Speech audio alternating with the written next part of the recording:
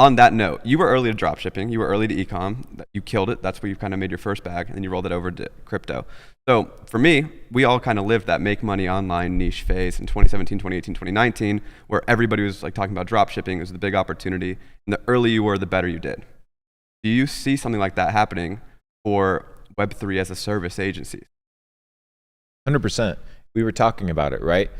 And this is just major alpha, because people, if they understand this, they're going to really be able to capitalize on it, is people are in the business of creating communities in Web3.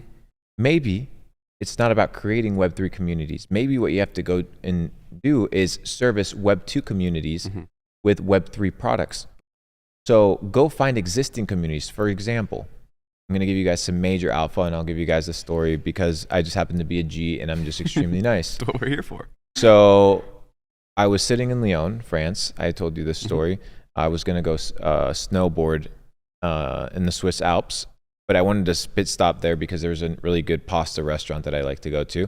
So we were there, and I was sitting in the plaza where all the skateboarders are. And I was like, okay, so all the skateboarders are here, and I just spend probably 30 minutes watching them. All of them falling, hurting themselves, hitting themselves, you know, skateboard to the shin, bumping against the metal, bumping against the concrete, bumping against each other, smashing skateboards, falling. And every once in a while, they land a trick, and everybody celebrates them. And they're in the business of like becoming better, right? So they already have sacrifice and the wherewithal. It's a community that goes through trouble. They're kind of like the underdog, so they're very resilient. You want to find a resilient community. And I was like, wow, imagine they had a Web3 product, like an access pass that gave them access to meetups around the world. And somebody organized skateboard meetups, right, in this city and in this city. And if you bought an NFT, and it didn't have to be expensive, $20, right? It would give you access to all the parks in every single place in the world, and you could go and skate in those places. Right, just that alone, you've created a community, and what have you done? You've created a technology that allows you to contribute and create a what I call an internet tribe. And there's a guy called Jordan Green, I believe, or Jordan Greenhall, something like that, and he talks about the theory of tribal formations in the internet. That right now everything is so macro, and people are kind of they feel too disconnected from reality. They have no community. That now things are going to start being dissected and broken down into tribes, which is what Web3 is going to do. Is going to bring a lot of tribes together.